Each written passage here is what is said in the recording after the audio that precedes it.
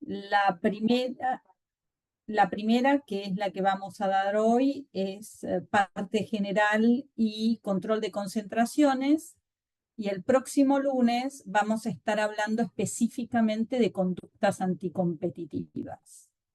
Entonces yo preparé una presentación que voy a compartir ahora con ustedes y la presentación después se la voy a mandar a graduados por si alguien la quiere. ¿Ok? Entonces, con eso empezamos y voy a compartir directamente la presentación. A ver. Bueno, ustedes me dicen si se ve bien.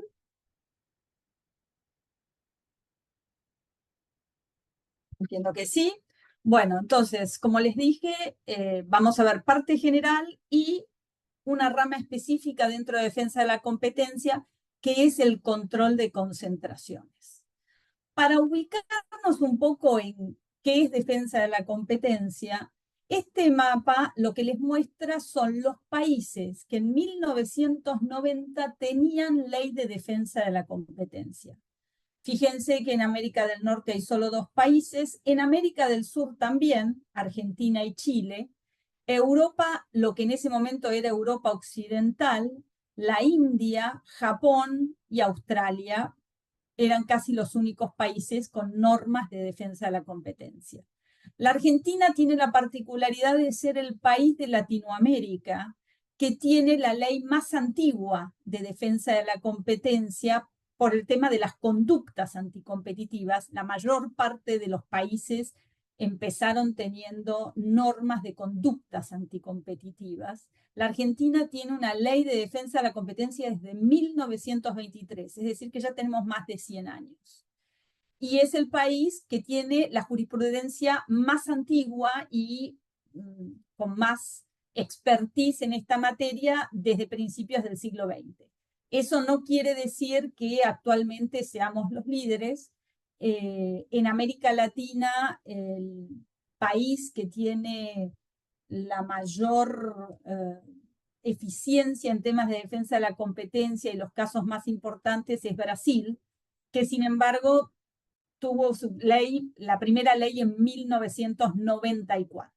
Pero nosotros tenemos una jurisprudencia bastante copiosa y es interesante. Si seguimos, este es el mapa actual.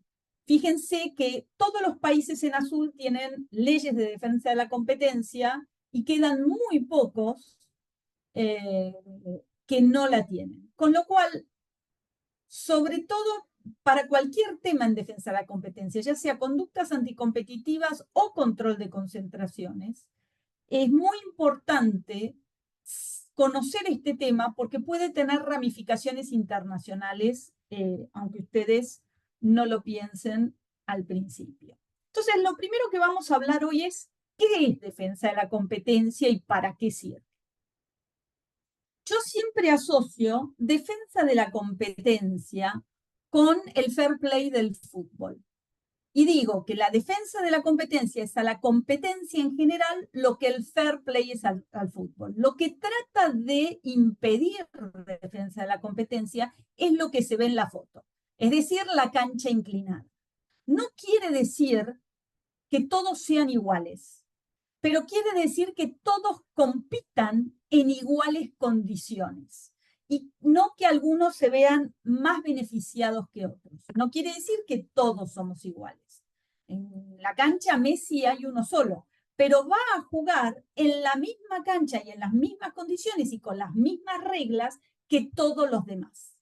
Es decir, que lo que trata de evitar defensa de la competencia es un abuso o una distorsión en la competencia, porque eso perjudica el interés económico general. ¿Y qué se entiende por interés económico general? Es el interés de los consumidores, no en sentido individual, sino genérico. Lo que trata de proteger defensa de la competencia es la competencia en los mercados, de manera tal que los consumidores no terminen pagando de más por un bien o un servicio porque no hay competencia en el mercado.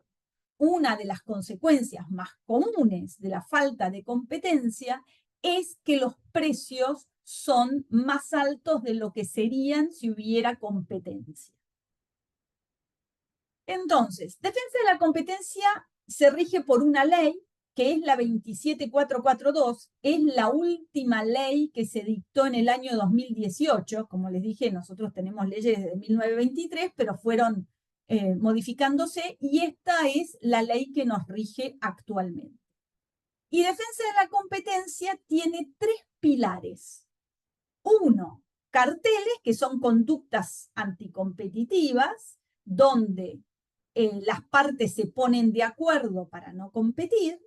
El abuso de posición dominante, que es otra conducta anticompetitiva realizado por una empresa que tiene posición dominante en un determinado mercado y abusa de esa posición dominante. Y finalmente el control de fusiones, que es lo que nosotros vamos a ver ahora.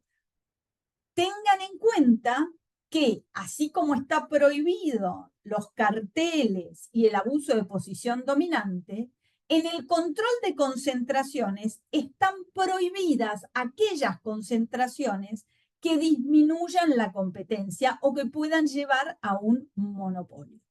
Y estos 3 pilares es lo que permite proteger la competencia y el interés económico general, que es el fin último que tiene la normativa de defensa de la competencia.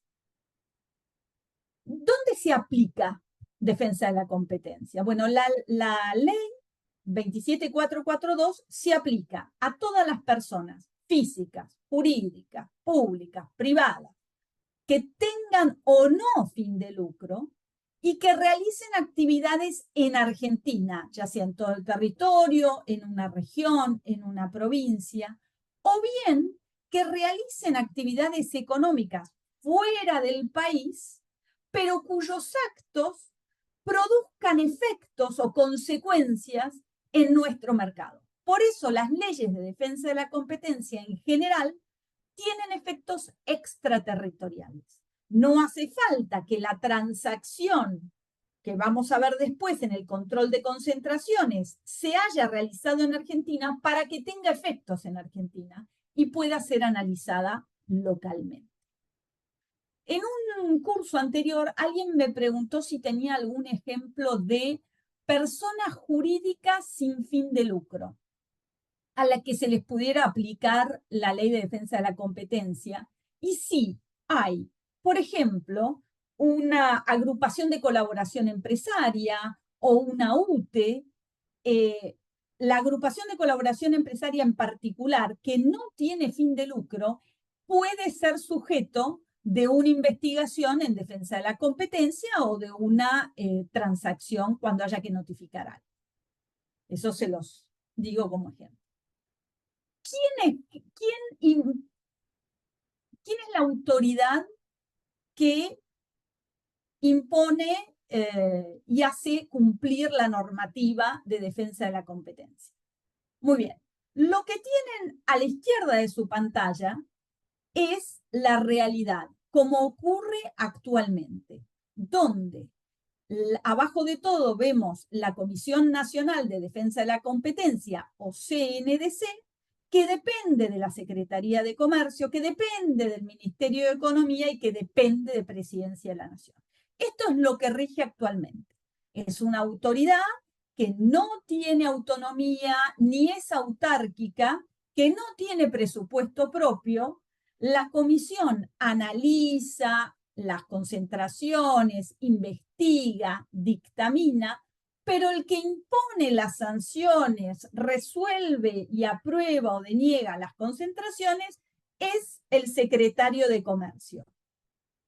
Era el secretario de Comercio porque actualmente la Secretaría de Comercio no existe más y entonces en los últimos días tenemos lo que se llama la Secretaría de Producción. Pero la ley prevé, desde que se dictó, la creación de una autoridad autónoma, autárquica, con presupuesto propio, que no dependa ni del ministerio ni de ninguna secretaría, sino exclusivamente del Poder Ejecutivo Nacional. Esa Autoridad Nacional de Defensa de la Competencia que ustedes ven en el medio de la pantalla estaría compuesta por un Tribunal de Defensa de la Competencia, que son 5 miembros entre abogados y economistas, con 2 secretarías, un secretario para instruir las investigaciones por conductas anticompetitivas y un secretario para analizar las concentraciones económicas. Esto lo prevé la ley. Todavía no fue creado, pero estamos en un proceso actualmente que empezó hace unos meses para finalmente crear el Tribunal de Defensa de la Competencia, que va a ser un paso adelante muy importante para los profesionales que trabajamos en esta área. Las decisiones que toma actualmente la comisión con el secretario de Comercio y las que va a tomar el tribunal y las secretarías, si finalmente son conformados y aprobados, ¿son apelables? Sí. ¿Ante quién se apelan? Ante la Cámara Nacional de Apelaciones en lo Civil y Comercial Federal. Teóricamente, la Ley de Defensa de la Competencia prevé la constitución de una sala especializada en defensa de la competencia dentro de esta Cámara. Pero esa sala nunca se conformó, con lo cual son las 3 salas actuales de Federal Civil y Comercial las que resuelven las apelaciones en materia de defensa de la competencia. La Autoridad de Defensa de la Competencia tiene una cantidad de facultades que le permite investigar y analizar las conductas y las transacciones que le son presentadas. Puede requerir todo tipo de información, aún fuera de Argentina, puede ordenar presentaciones de documentos, puede llevar a cabo allanamientos o secuestros siempre con orden judicial, puede citar a las empresas y a las personas físicas a prestar declaración, a hacer presentaciones, puede realizar pericias y obviamente sancionar a través de multas a quienes no cumplan sus órdenes o instrucciones.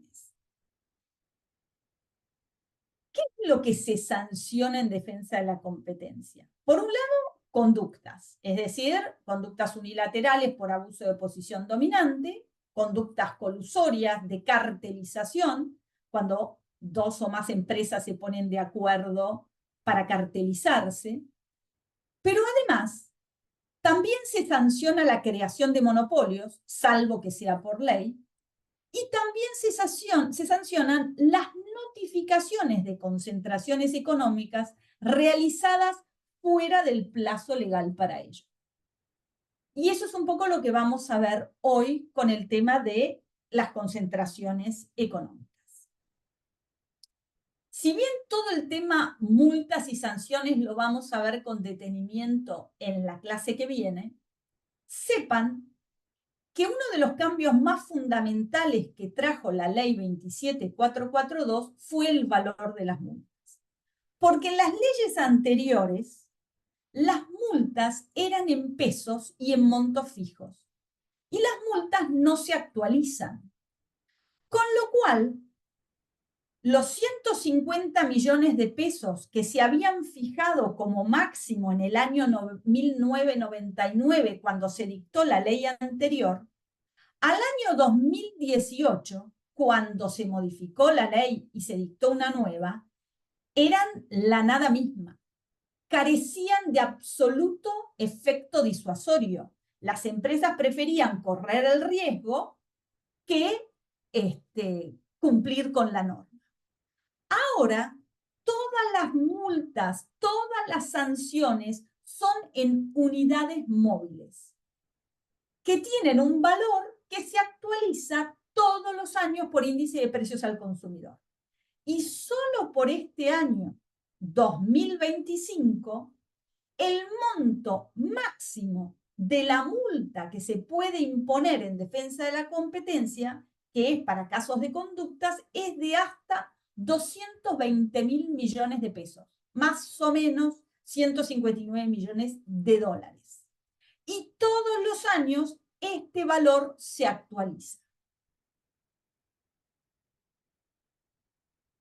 Para el tema de concentraciones en especial, también hay multas, que las vamos a ver más adelante en detalles, pero se fija por notificación fuera de término una multa diaria de hasta 750.000 unidades móviles. Esto es hasta 826 millones de pesos por día.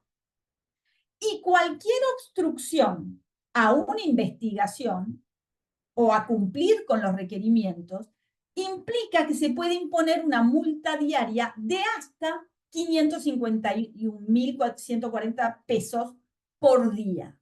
Con lo cual es importante, control de concentraciones es un tema que para las empresas puede ser muy gravoso si no son cuidadosas con cuándo, cómo tienen que notificar una transacción. Entonces es importante que ustedes conozcan los mecanismos para poder asesorar bien a sus clientes.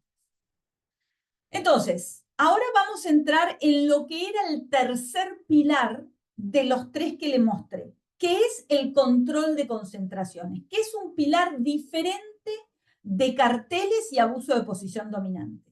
Porque mientras en aquellos lo que se hace es una investigación de conductas, control de concentraciones es en principio un procedimiento administrativo y voluntario. Es decir, son las empresas las que se presentan ante la autoridad para solicitar la aprobación de una determinada operación económica. Y control de concentraciones tiene una naturaleza completamente diferente al de las conductas anticompetitivas. Como les dije antes, el carácter es eminentemente administrativo, el procedimiento es voluntario en el sentido que es iniciado por las partes, la autoridad espera a que las partes vengan a notificar.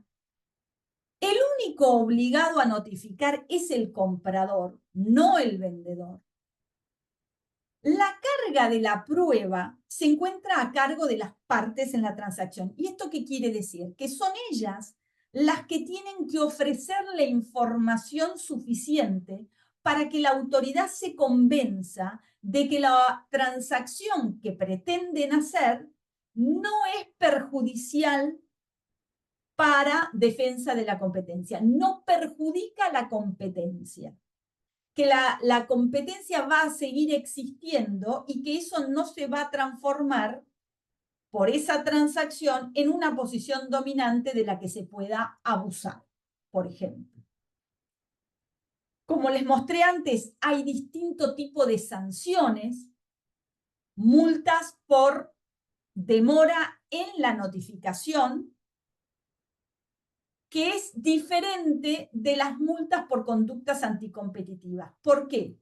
Las multas por conductas anticompetitivas son mucho más gravosas en general que las multas por falta de notificación. Les hablé de 200 millones de unidades móviles por conductas anticompetitivas y las multas por notificación fuera de término son de hasta 750.000 unidades móviles por día.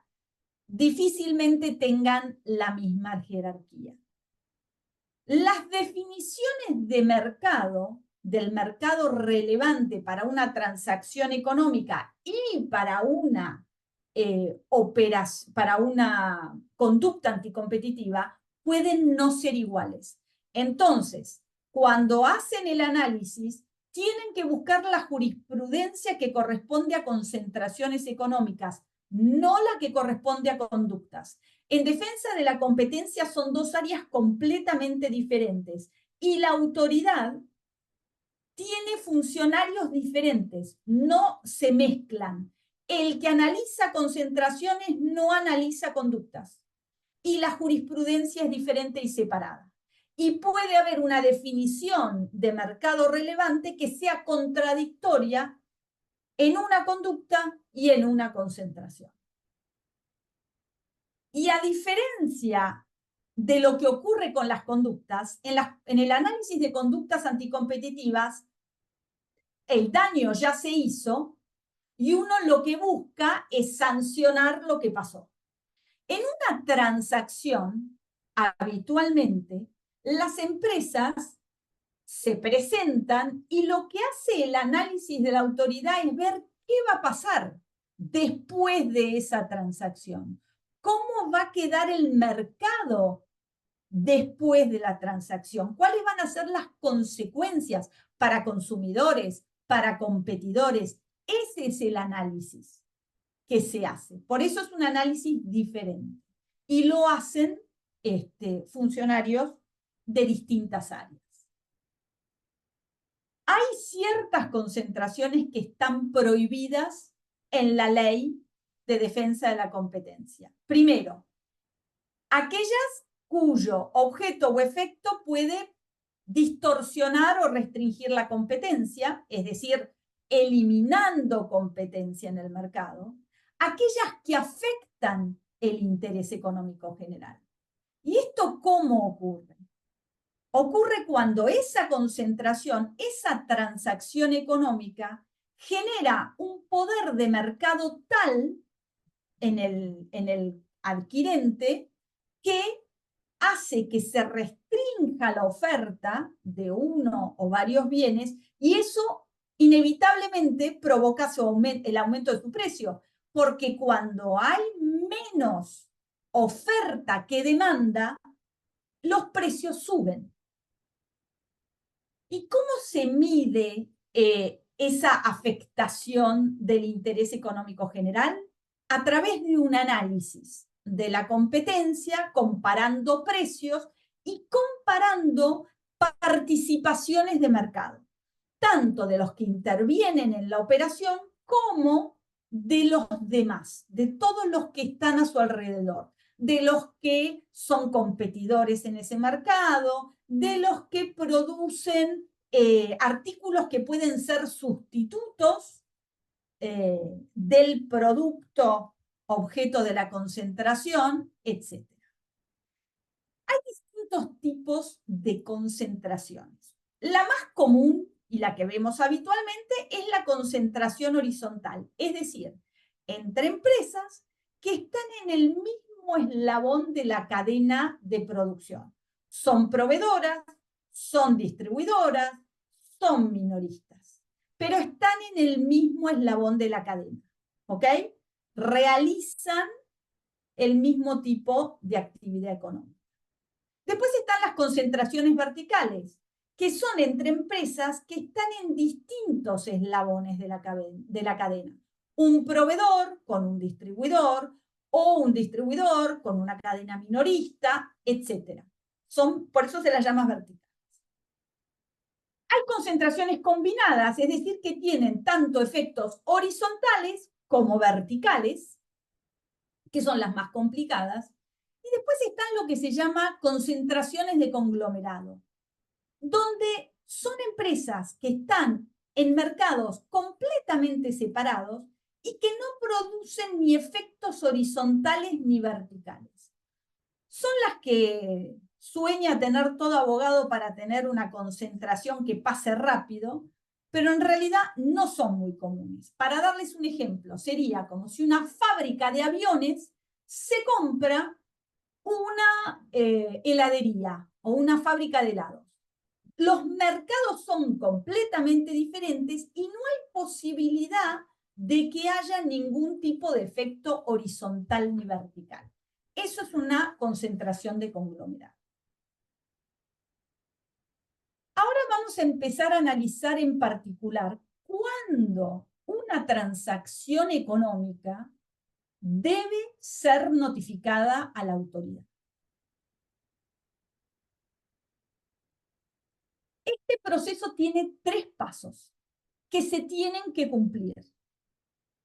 Los 3. Si hay alguno que se saltean, está mal hecho el análisis. Entonces, el primer paso es, ¿estamos ante una concentración económica entendida como que hay cambio de control?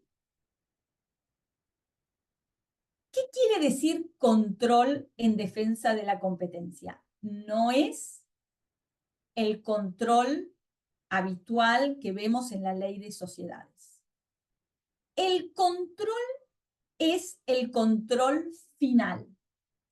Entonces, lo que tenemos que ver siempre cuando vemos una transacción económica es que arriba de todo haya un cambio de control entre accionistas. Pase de unos a otros.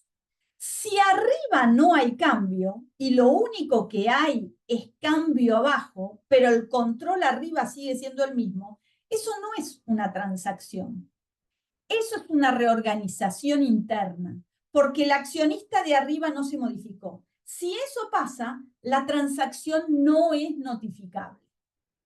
Por eso siempre hay que ver arriba de todo qué cambia en esa transacción. Hay distintos tipos de control.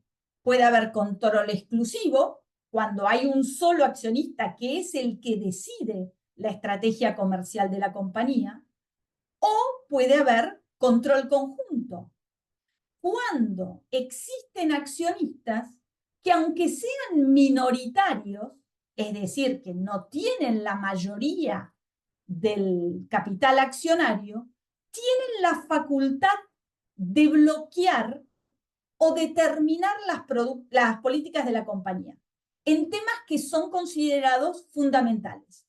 Plan de negocios, presupuesto, inversiones normales y la designación de los directores o del CEO. Esos casos hay un control conjunto. Pero ojo, no hay que confundir el derecho de veto, que es lo que yo estoy diciendo cuando hablo de control conjunto, de la protección de accionistas minoritarios. Que haya un accionista minoritario que esté protegido para que no lo licúen, por ejemplo, eso no es control conjunto. Control conjunto es cuando ese accionista, aunque sea minoritario, decide las políticas de la compañía, las políticas centrales de la compañía. Por ejemplo, en este ejemplo, en esta sociedad, tenemos un accionista que tiene el 70% y el 30% restante está dividido entre 3 accionistas. Acá, el que tiene el 70% tiene el control exclusivo, porque es el que toma las decisiones. En cambio, en este caso, si bien uno tiene el 90% y los otros 2 apenas tienen el 5% del capital accionario, existe entre ellos un acuerdo de accionistas que le otorga a esos minoritarios derechos de veto sobre estos temas que son centrales. Entonces, cuando hacen el análisis sobre si hay cambio de control o no, y el cliente le dice, no, no hace falta porque yo tengo más del 50% del capital accionario, lo que hay que preguntar es si hay acuerdo de accionistas. Y si en ese acuerdo de accionistas hay derechos de veto. Porque eso puede cambiar el análisis que tengamos que hacer.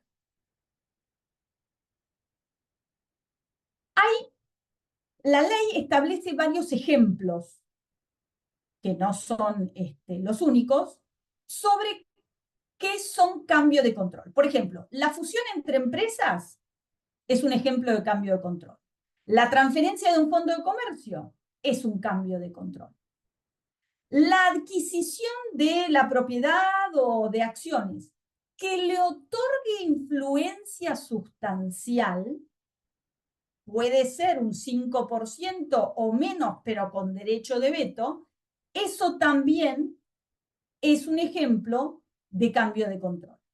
Cualquier tipo de acuerdo que transfiera los activos de una empresa o que le otorgue una influencia determinante también es un cambio de control.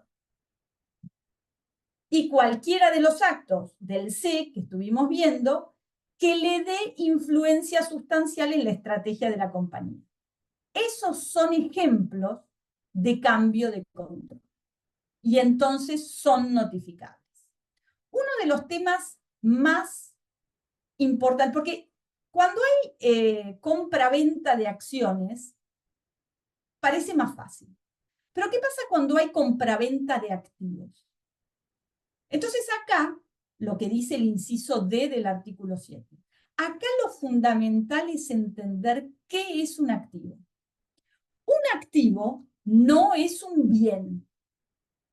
Un activo es todo aquello que le permite a la empresa desarrollar actividades y a la que el activo es aquel al que se le puede atribuir un volumen de negocios independiente y que tenga clientela propia. Eso es un activo. Entonces, una transferencia de marcas, una marca es un activo y por ende puede ser notificable. Los permisos de exploración, los permisos de explotación también son activos porque pueden tener volumen de negocios, clientela, facturación propia. La cesión de carteras de seguros, por ejemplo, también son activos y son notificables. ¿Qué pasa con los inmuebles? El inmueble no siempre es un activo. Va a depender de para qué se usa el inmueble. Y la excepción la tenemos en este caso que se menciona acá. Cuando IRSA, que todos sabemos es una desarrolladora inmobiliaria, participa como adquirente en una transacción, es decir, que ella compra un inmueble, en general, esas adquisiciones que hace IRSA son notificables, porque IRSA es una empresa que todos los inmuebles que compra son para desarrollar negocios. Entonces, los alquila, los vende, pero en todo caso, si los adquiere para desarrollar un negocio, entonces, en general, todas las operaciones que hace IRSA, si cumplen los otros requisitos, son notificables, porque se trataría de un activo. En este caso en particular, IRSA no era el comprador, sino el vendedor.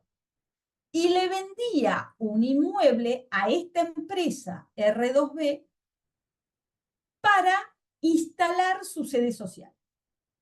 Entonces, se presenta el caso a defensa de la competencia para decir que la operación no era notificable, porque en este caso, el inmueble que vendía IRSA no era un activo. La comisión no lo entendió así. La comisión dijo, bueno, pero por las dudas hay que notificar. Entonces las partes apelaron y la Cámara le dio la razón. El inmueble IRSA lo vendía, no lo compraba. Y el que lo compraba para hacer su propia sede social. Es decir, no iba a tener volumen de negocios independientes ni clientela.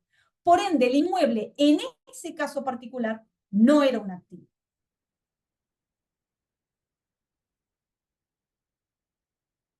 Ahora, es fácil ver la posibilidad de si es una transacción y si es notificable cuando es una compraventa. Ejemplo de un activo, una compraventa de acciones, etc.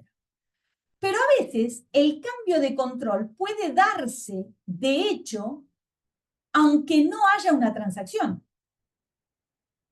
hay ciertos contratos específicos que pueden generar un cambio de control. Los contratos de gerenciamiento, los contratos de usufructo, los contratos de fasón, cuando una empresa contrata a otra para que le produzca determinados bienes, o los contratos de explotación de servicios.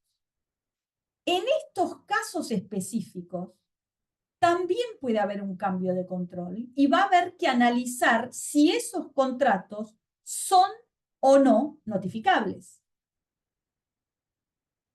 Lo mismo cuando hay un capital social disperso en una sociedad y de golpe hay una presencia mayoritaria.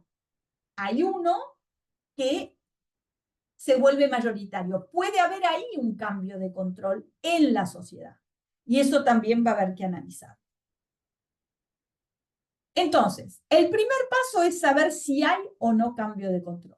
Si la respuesta es no, no hay cambio de control porque es una reorganización societaria, o no hay cambio de control porque el control sigue estando en las mismas manos, en ese caso se corta el análisis. Si la respuesta es no a la primera pregunta, no se avanza con el análisis. La operación no es notificable porque no hay cambio de control. Punto. Pero si la respuesta a la primera pregunta es sí, hay cambio de control, entonces pasamos al segundo requisito, que es saber si el volumen de negocios de la transacción supera el umbral que fija la Ley de Defensa de la Competencia. ¿Esto para qué? Para evitar tener que notificar transacciones que no mueven el amperímetro, es decir, que no son importantes ni tienen efecto en el mercado. Porque si no, la autoridad estaría teniendo que revisar cualquier operación comercial que se hiciera. Entonces, la idea es poner un umbral lo suficientemente alto para que solo sean analizables aquellas operaciones que realmente son importantes o que tienen efecto. Y no el chiquitaje. Entonces, ¿qué dice la Ley de Defensa de la Competencia? Dice que va a ser notificable aquella transacción que supere el umbral de las 100 millones de unidades móviles. Es decir, que la transacción tiene que superar el valor de 110.000 millones de pesos por el año 2025. Ojo, volumen de negocios no es precio. Esto no es el precio de la transacción. Esto es el volumen de negocios de el grupo comprador y lo que se compra, la empresa objeto o target, no el vendedor. ¿Ok? El vendedor no entra a jugar en esta transacción, en este análisis. Solo el grupo comprador. Ahora, grupo comprador, ¿qué quiere decir? Por ejemplo, Coca-Cola se compra a Priti. En ese caso, lo que se va a tomar en cuenta va a ser el valor de Coca-Cola, pero no a nivel mundial. El valor de Coca-Cola que del grupo o de las empresas del grupo Coca-Cola que realizan actividades en Argentina, ya sea porque están instaladas o porque realizan exportaciones a la Argentina. Ese va a ser el volumen de negocios del grupo comprador, porque si no, cualquier grupo grande se la pasaría notificando. Entonces, no, lo importante es el valor que tiene, el volumen de negocios que tiene para Argentina. Y en el objeto no es el grupo comprador, sino lo que se compra, que puede ser una marca, que puede ser una línea de producción o que puede ser una empresa del grupo vendedor. Por ejemplo, al revés, si en vez de ser la que compra, la que vende es Coca-Cola, no se va a tener en cuenta el volumen de Coca-Cola, se va a tener en cuenta el volumen de lo que Coca-Cola vende, más el grupo comprador. ¿Ok? Este volumen de 100 millones de unidades móviles se actualiza, como yo les dije, todos los años por índice de precios al consumidor. Y el valor de la unidad móvil la publica la Autoridad de Defensa de la Competencia a principios de cada año en el boletín oficial. Y es el que rige durante todo el año calendario. De acuerdo con la Ley de Defensa de la Competencia, para calcular el volumen de negocios hay que tomar el balance de la compañía, tomar todos los importes que sean producto de las ventas que hace y la prestación de los servicios que hayan hecho las empresas del grupo comprador y la target durante el ejercicio, el último ejercicio, deduciéndoles todos los descuentos por ventas, todos los impuestos que estén directamente relacionados con ese volumen y el IVA. ¿Ok? Ese es el cálculo que hay que hacer para saber si el volumen de negocios supera los 100 millones de unidades móviles, cuyo valor va a cambiar todos los años. Si la segunda pregunta, si la respuesta a la segunda pregunta es sí, supera el volumen, el umbral del volumen de negocios, es decir, hay cambio de control y se supera el umbral, vamos al tercer y último requisito. ¿En qué consiste el tercer y último requisito? La pregunta es, ¿aplica alguna de las excepciones que prevé la ley para las transacciones para que no sean notificables? Si la respuesta es no, no opera ninguna excepción, no aplica ninguna excepción, entonces estamos ante una transacción notificable. ¿Por qué? ¿Hay cambio de control? Sí. ¿Supera el volumen de negocios? Sí. ¿Aplica las excepciones? No. Entonces es notificable. Al revés, si hay cambio de control, supera el volumen de negocios, pero sí aplica alguna de las excepciones, entonces la operación no va a ser notificada. ¿Y cuáles son las excepciones que prevé la ley? La primera es que si ya tenés el 50% y compras un porcentaje más, y ya tenías el control con el 50%, entonces en ese caso no hay cambio de control, no se notifica. Cuando compras acciones, bonos o debentures que no tienen derecho a voto, tampoco es notificable. Las empresas que están liquidadas, la compra de una empresa liquidada no se notifica, salvo que el que compra tenga el mismo objeto que la empresa liquidada. Por ejemplo, una empresa naviera que está liquidada es comprada por otra empresa que se dedica a lo mismo, a la actividad naviera. En ese caso, va a haber que hacer todo el análisis para ver si es o no notificado. Las transferencias gratuitas de bienes al Estado, como por ejemplo las sucesiones vacantes, no se notifican. Tampoco se notifican las sucesiones. Cuando vos haces una transferencia de bienes a los herederos forzosos, eso tampoco es notificable. Y después quedan las únicas dos excepciones que vamos a analizar ahora, porque son excepciones específicas de defensa de la competencia, que son first landing y de minimis. ¿Qué se entiende por first landing?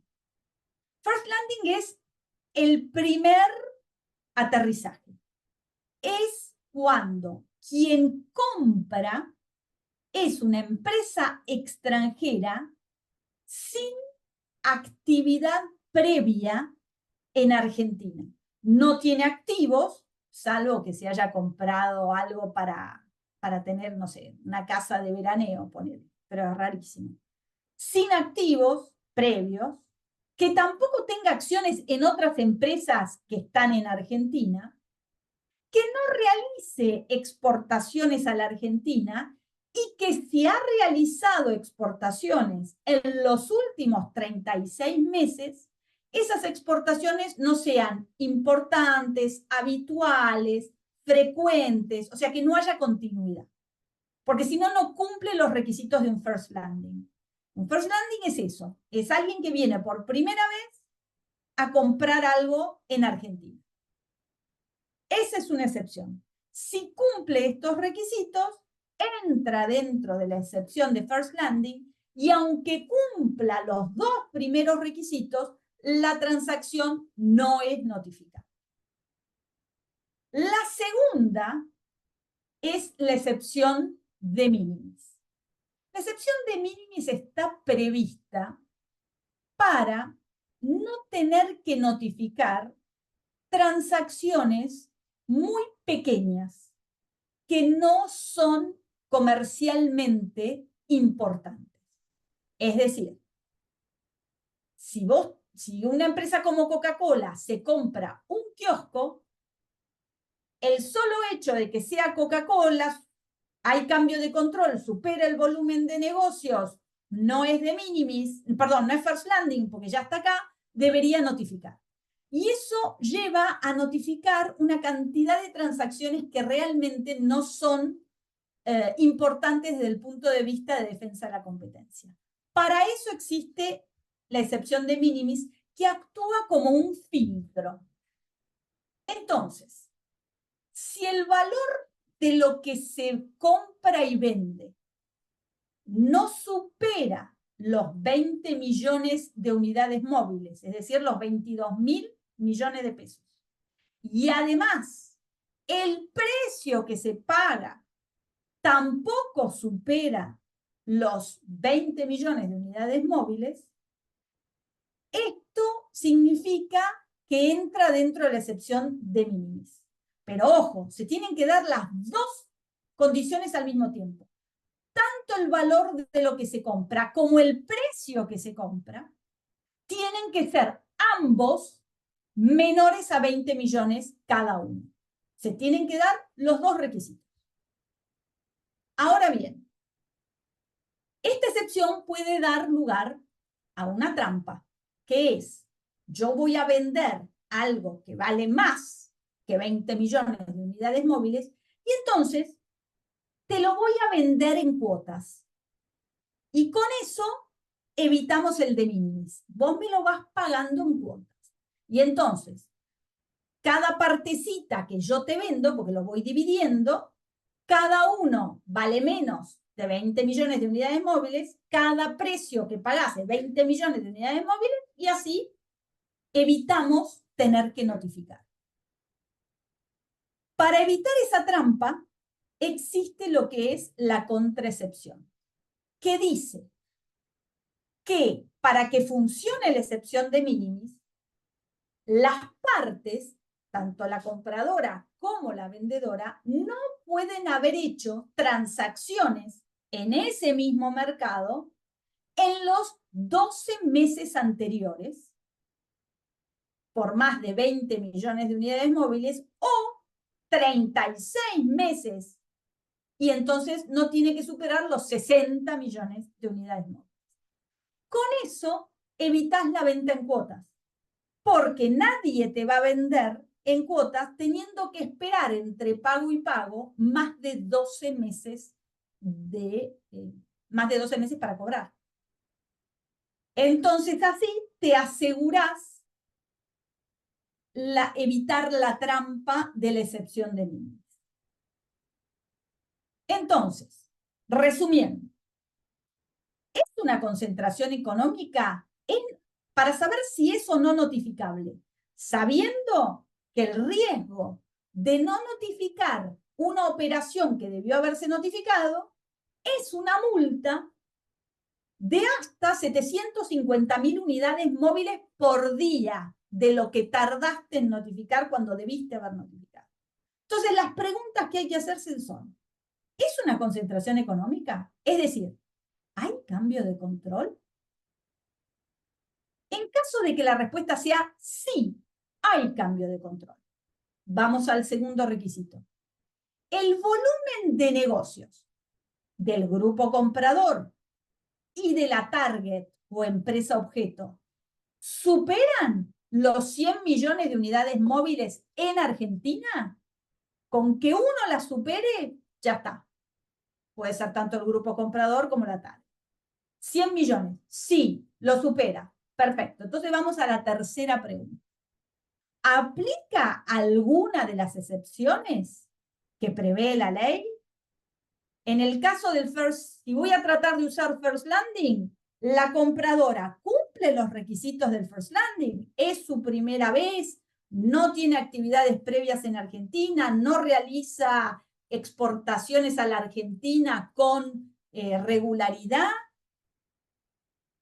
Y si voy a usar de minimis, que es la que más se usa, porque First Landing se puede usar una sola vez, después nunca más la puede volver a usar. ¿Se cumplen los umbrales de 20 millones de unidades móviles para el valor de los activos y para el precio que van a pagar? Esas son las preguntas que hay que hacerse.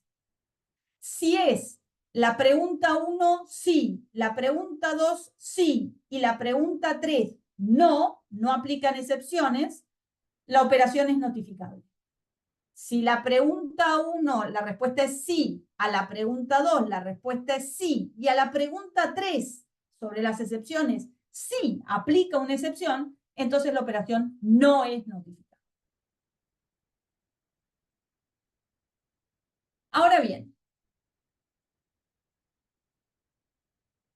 ¿cuándo hay que notificar? ¿Cuál es la fecha límite para notificar y no tener que pagar una multa por notificación fuera de término? Hay dos tipos de control en defensa de la competencia. El control ex ante o previo a que se realice la transacción, a que se cierre la operación. Y el control ex post, donde vos podés notificar después de cerrada la operación.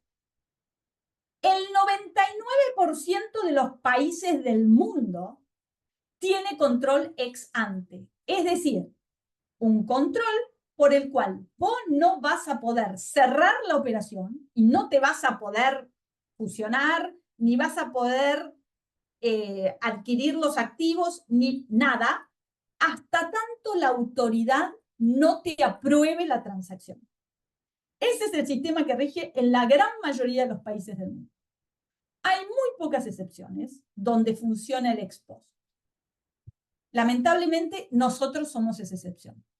¿Por qué? Porque nosotros tenemos un sistema dual, donde la ley prevé la notificación previa, pero ató la entrada en vigencia de la notificación previa a la puesta en funcionamiento de la Autoridad Nacional de Defensa de la Competencia, que yo les dije que es esa autoridad que se tiene que designar por un concurso público y que todavía está en veremos. Pese a que la ley se dictó en el 2018, la autoridad nunca se creó y entonces estamos sin poder avanzar con la notificación previa. Entonces, ¿qué tenemos nosotros? La notificación ex post, que es aquella que te permite notificar antes, si querés, del cierre o hasta una semana después de cerrada la transacción, es decir, el cambio de control. ¿Qué es nuestro sistema actual? ¿Cuál es el riesgo de la notificación ex post? Que las empresas se arriesgan a que la autoridad finalmente no las apruebe.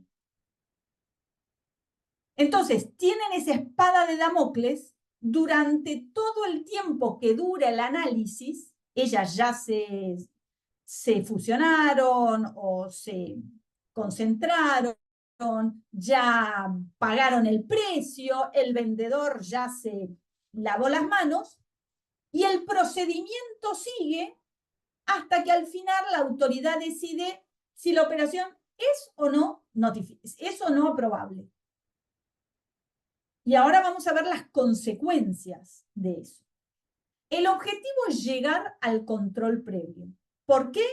Porque es el más seguro, es el más limpio, es el que evita situaciones traumáticas como las que estamos viviendo ahora con Telecom Telefónica, que después lo vamos a ver, y que es el que usan la mayoría de los países. Entonces, el objetivo es llegar a ese control. Pero para eso necesitamos que esté constituido el Tribunal de Defensa de la Competencia. Porque recién a partir de la Constitución empieza a correr el año y al año de la Constitución vamos a pasar al control ex ante. La ley, que está prevista para el control previo, no para el control post, prevé también que la autoridad puede dictar lo que se llama un informe de objeciones. Es decir, cuando analiza una transacción que le presentan las partes y hay algo que no le gusta y no la quiere aprobar así como se la presentaron, la autoridad puede emitir un informe de objeciones. Porque considera que así como está presentada, esa transacción puede distorsionar o restringir la competencia.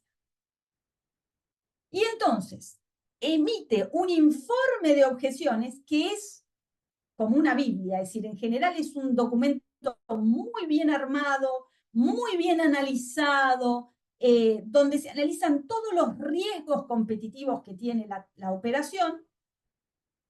Se prorroga el plazo que tiene para resolver, le dan 120 días hábiles más, y mientras tanto, la autoridad convoca a las partes a una audiencia para que le digan, bueno, en base al informe de objeciones que yo publiqué, decime cuáles son las medidas de mitigación que me vas a ofrecer para evitar los perjuicios, la distorsión de la competencia que yo veo. Y ahí empieza lo que es un periodo de negociación de remedios, donde las partes ofrecen, la autoridad analiza, le dice, no, esto no me gusta, cámbiame esto, tráeme aquello, y empieza todo un periodo de negociación. Los informes de objeciones, si bien están en la ley desde el 2018, la realidad es que empezaron a utilizarse a partir del 2021. Y se utiliza no en todos los casos, únicamente en casos muy especiales, donde se observa que la transacción que se presenta al análisis genera una concentración de mercado muy alta. Es decir, generalmente más del 55% de la participación de mercado como consecuencia de esa transacción queda en manos del comprador. Y que además desaparece un competidor. Por ejemplo, pasás de 4 competidores a 3, de 3 competidores a 2, etc. Es decir, se concentra el mercado, desaparecen competidores y el comprador generalmente adquiere una posición dominante en ese mercado. También se trata de mercados sensibles para la economía. Por ejemplo, semillas, aceite, teléfonos celulares, gases medicinales, molienda de maíz y ahora telecomunicaciones. Entonces, en el informe de objeciones hay una serie de medidas. En general, y esta es la medida más importante de todas estas, es que ordena a las partes a mantener sus negocios separados hasta que se apruebe la concentración. Esto para las empresas, en general, tiene un costo muy alto. Y por eso, esa orden de suspensión, generalmente el informe de objeciones se presenta y automáticamente se dicta una medida cautelar de no innovar para ordenarle a las partes que no se fusionen, que mantengan los negocios separados mientras se analiza la transacción. Esto es apelable ante la Cámara de Apelaciones en lo Federal, Civil y Comercial. En estos casos, Arcor Ingredient, Discovery Warner Media, Mondelez Giorgalos, Mirgor Brightstar, son todos casos en los cuales hubo informes de objeciones y se dictaron medidas cautelares, consistentes en una medida de no innovar para mantener, como dice acá abajo, los negocios separados. ¿Ok? Y acá llegamos al caso que, digamos, está en el candelero actualmente, que es el caso Telecom Telefónica. El caso Telecom Telefónica es justamente un caso similar a lo que venimos hablando. Es un caso donde Telecom adquiere el control exclusivo sobre Telefónica en febrero del 2025, pagando 1.244 millones de dólares, o comprometiéndose a pagar, porque no sé si pagó el 100%.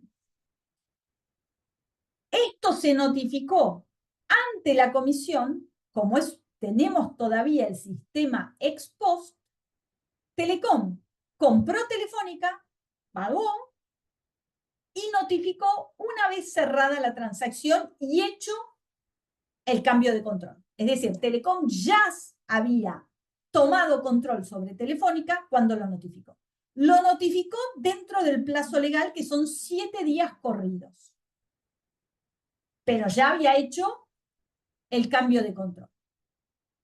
Lo notifica el 5 de marzo la transacción.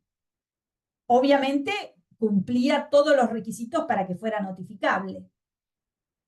Con fecha 21 de marzo, la comisión dictó lo que llamó una medida de tutela anticipada, que es esta medida cautelar mediante la cual le ordenó a Telecom que se abstuviera de integrarse con Telefónica, es decir, separar los equipos de las empresas, evitar cualquier tipo de intercambio de información sensible entre ellas, durante un plazo de 6 meses que es prorrogable hasta tanto la comisión resuelva la concentración, si la aprueba o no la aprueba. Y además designó un agente de monitoreo que tenía por función asegurarse el cumplimiento de la medida cautelar, es decir, que las empresas se mantuvieran separadas y no hubiese intercambio de información. ¿Qué pasó? A ver, el riesgo era que la posición dominante que ya tiene Telecom en el mercado de las comunicaciones se exacerbara muchísimo con la compra de Telefónica. Esto es una concentración horizontal, porque las dos están en el mismo mercado. Entonces, ¿cómo reaccionó el mercado, los competidores? Por un lado, Telecentro, que es un competidor, presentó una denuncia contra Telecom por supuesto abuso de posición dominante. Por otro lado, en la concentración, una vez notificada, los terceros pueden presentar, terceros son los competidores, o aquellos que van a sufrir las consecuencias, proveedores, clientes, pueden presentarse ante la autoridad y plantear por qué la concentración los perjudica o los daña. Y si nadie se presenta, igual la autoridad puede citar a todos estos terceros a que opinen y pedirles información. ¿Qué hizo Telecom? Porque acá lo maneja todo Telecom. Telefónica ya no participa. Telefónica ya se retiró. Interpuso un recurso de apelación contra la medida cautelar y un recurso de queja. ¿Por qué? Porque la Ley de Defensa de la Competencia prevé que cualquier medida cautelar es apelable, pero siempre con efecto devolutivo. Entonces, ¿qué hizo Telecom? Interpuso el recurso de apelación, pero además, como se lo concedieron con efecto devolutivo, presentó un recurso de queja por el efecto devolutivo y por la designación del agente de monitoreo. Estos recursos tramitan ante la Cámara Federal Civil y Comercial, que, como vimos al principio, es la Cámara que tiene que analizar todas las situaciones que se dan en defensa de la competencia. Contra todos los precedentes, la justicia hizo lugar a la queja de Telecom y le concedió la apelación con efecto suspensivo. ¿Esto qué quiere decir? Que la medida cautelar quedó vacía. Porque si es con efecto suspensivo, Telecom y Telefónica siguen adelante con su integración y nada puede impedirlo.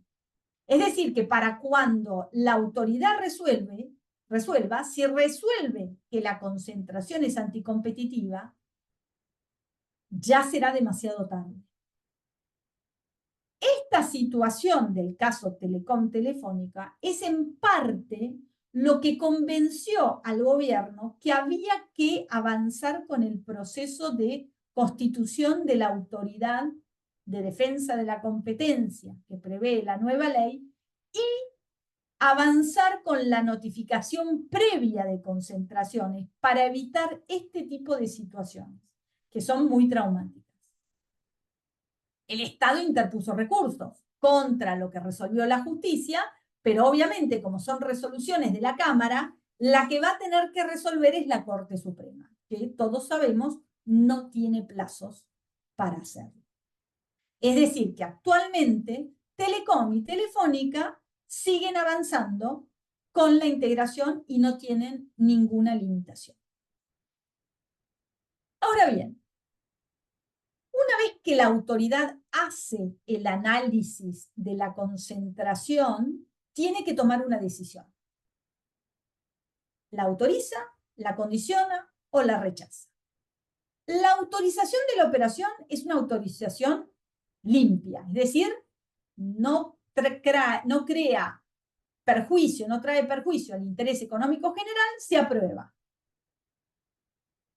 El segundo es cuando la transacción se aprueba, pero condicionada al cumplimiento de determinados remedios que ahora vamos a ver. Y el tercer caso es cuando directamente se rechaza la operación.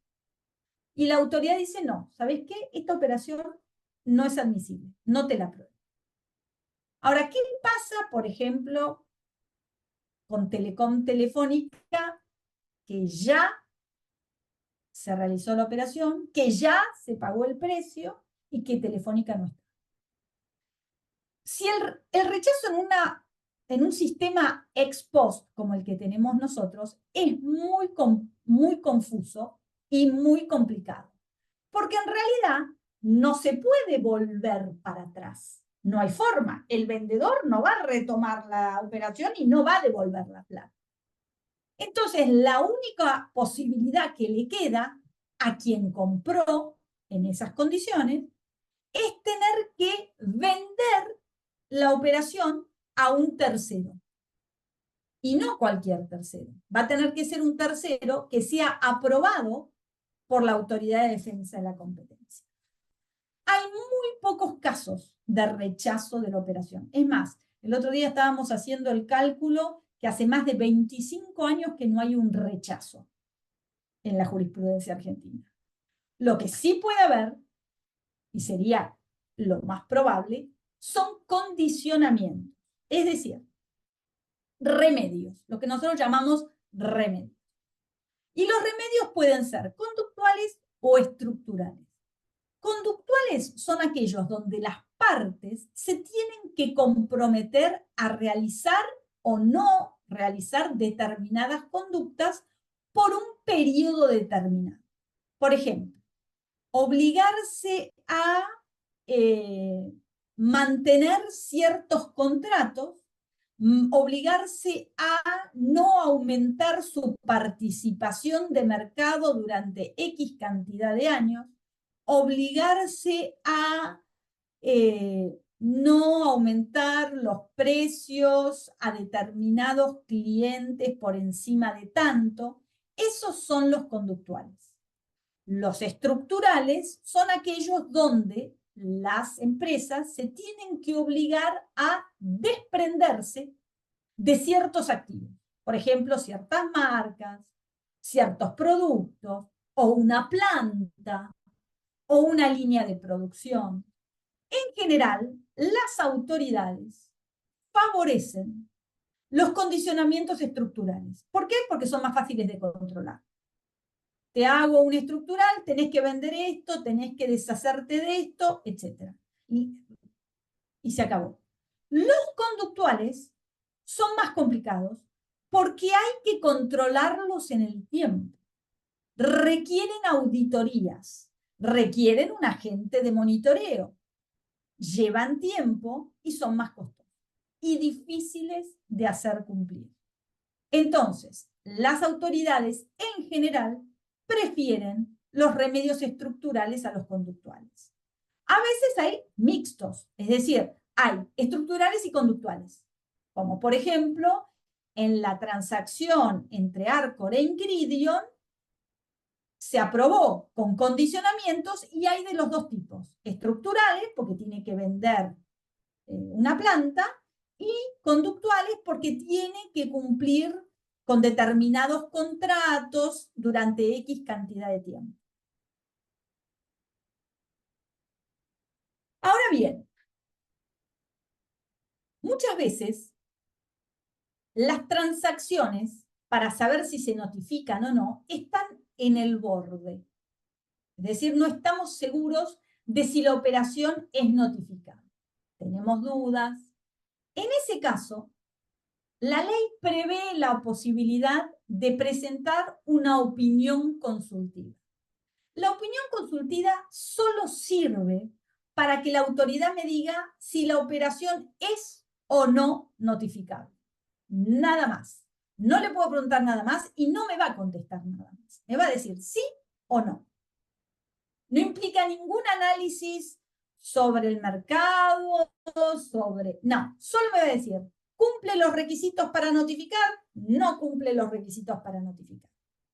Lo que tiene de bueno la opinión consultiva es que suspende la obligación de notificar. Es decir, que si yo tengo dudas, yo interpongo una opinión consultiva, presento una opinión consultiva y automáticamente el plazo de la semana para notificar se suspende. Entonces yo estoy protegido de una multa, porque si no el plazo seguiría corriendo. Entonces la opinión consultiva suspende el plazo. Ahora bien, lo que decida la autoridad respecto de la opinión consultiva que yo presento es obligatorio. Si me dice que la transacción es notificable, no lo puedo discutir, no lo puedo apelar. Tengo que notificar. Y si me dice que no es notificable, bueno, puedo avanzar con la transacción y no tengo ningún riesgo. Lo de la duración de los 6 meses quiere decir que si yo hago una opinión consultiva, presento una opinión consultiva para que me digan si una transacción es o no notificable. Me dicen no es notificable, yo debería avanzar con la transacción. Si resulta que pasan más de 6 meses desde que me dieron la opinión de que no es notificable y yo la transacción no la cerré, y no la hice, la opinión consultiva se cae y voy a tener que volver a presentar otra, porque pueden haber variado las condiciones de mercado. Pero para eso son las opiniones consultivas y son muy útiles. La otra cara de la opinión consultiva es la diligencia preliminar.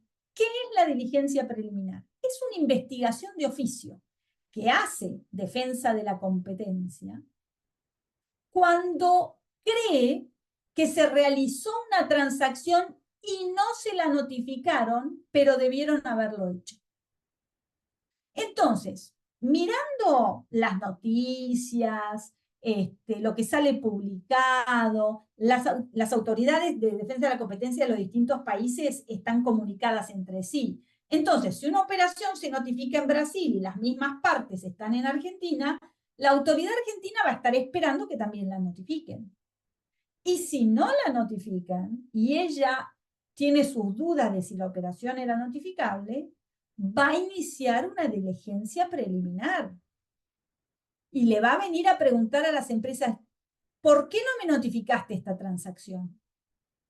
Y si la autoridad, después de su investigación, considera que debió haber sido notificada, le va a imponer una multa diaria de hasta 750.000 unidades móviles por día de retraso.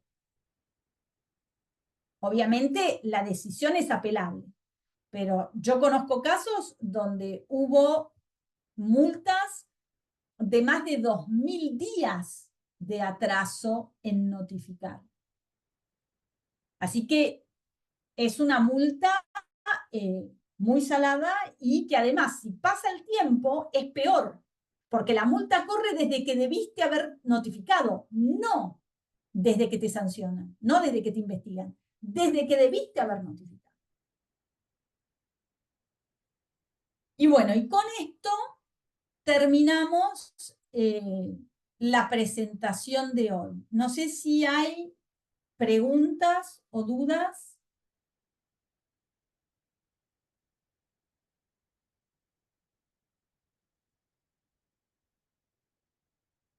No, los dejé mudos.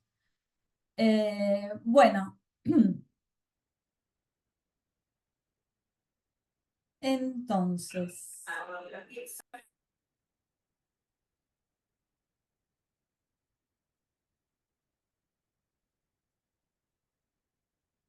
ay,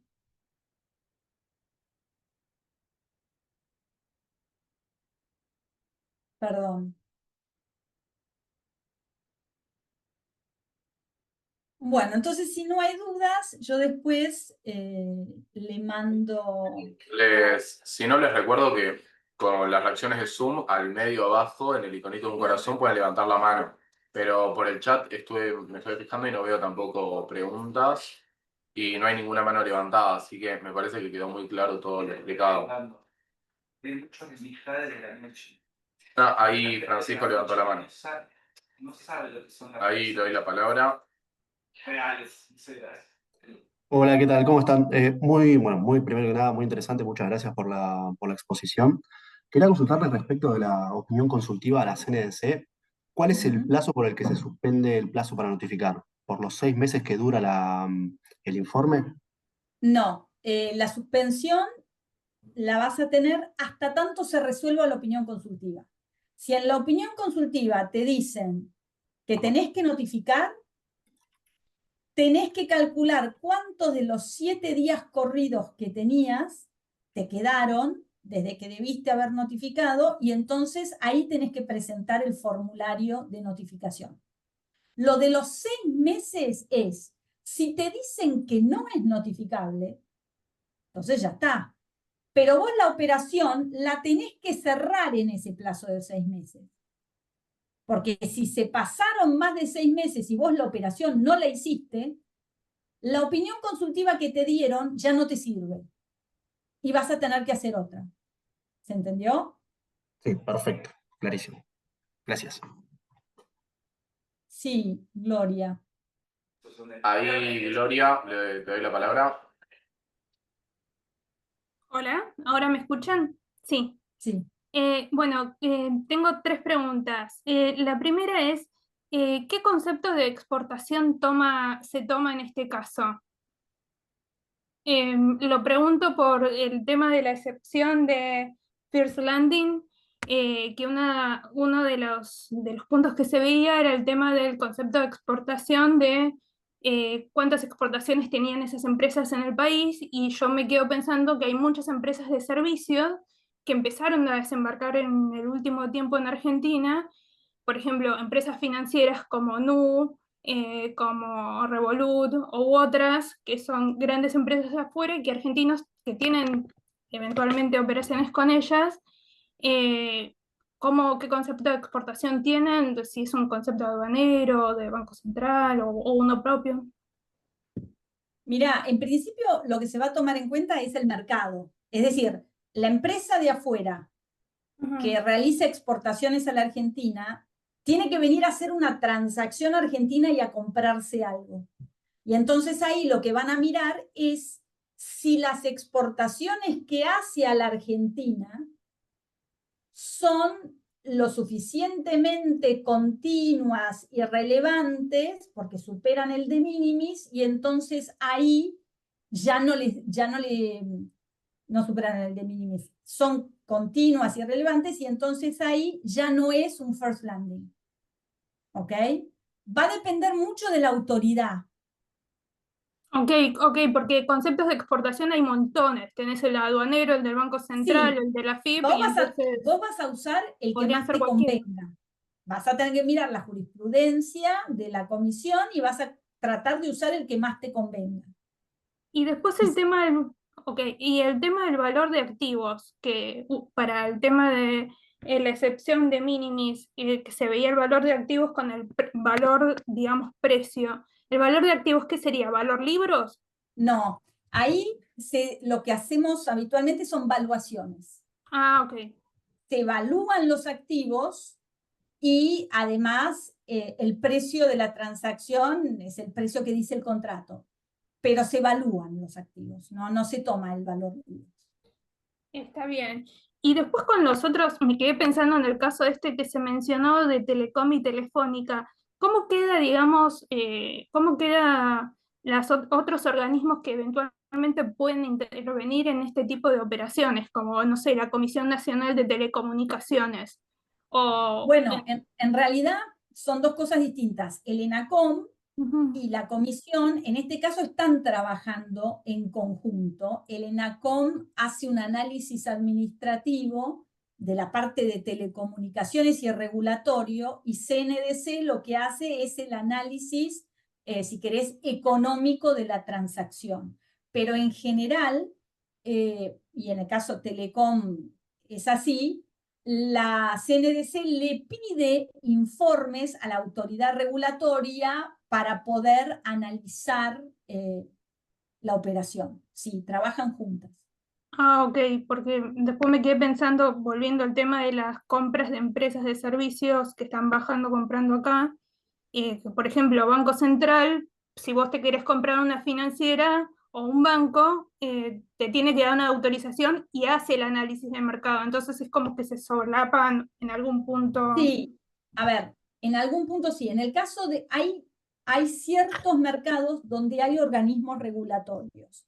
Y entonces ahí eh, el organismo regulatorio tiene prioridad, pero defensa de la competencia también participa. En el caso Telecom Telefónica, la que aprueba la transacción es la Comisión Nacional de Defensa de la Competencia. El ENACOM lo que va a analizar es si esa transacción supera los límites regulatorios que existen para determinadas actividades. Ok. Y después, perdón, la última pregunta es, me quedé pensando también en esto de qué pasa con las apelaciones, con esto del caso de Telecom Telefónica, y que bueno, hasta que la Corte Suprema resuelva, también puede haber un montón de cambios de mercados. De hecho, en el medio, eh, Telecom puede hacer algún tipo de presentación o algo más en intento de que todo este proceso se caiga, o ya se quedó esto trabado en sede judicial y no tiene forma, porque digo, justo son mercados tecnológicos que tienen muchos cambios continuamente, y telecomunicaciones casualmente son empresas que se van a ir modificando y diluyendo en el tiempo también. Sí, o sea, Telecom puede hacer y hace todo lo posible para no tener que desinvertir absolutamente nada, y ella considera que la compra no es anticompetitiva y va a seguir planteando todos los recursos que sean necesarios para lograrlo. No tiene límites ahí. Ah, ok, o sea que continuamente puede seguir haciendo presentaciones por cambios de condiciones de mercado que se puedan producir en el tiempo. Sí, Ok. sí, sí, sí, Listo, totalmente. perfecto, esa era mi duda. Gracias. No, por favor. Bueno, ahí me parece, Ariel, que no hay ninguna otra pregunta. Por el chat tampoco veo, solo mensajes de agradecimiento por la excelente clase. Así que si les parece, por hoy cortamos y ya el lunes que viene seguimos con la segunda y última clase. Les recuerdo a todos que se pueden unir mediante el mismo link del cual se unieron a esta clase, que no cambia y no mucho más. Dale. No tenemos problema. Perfecto, nos vemos entonces el lunes que viene. Muchas Dale, gracias perfecto. a todos. Bueno, muchísimas gracias a vos, Ariel, y a todos los que se pudieron conectar. Nos vemos. Chao, hasta luego.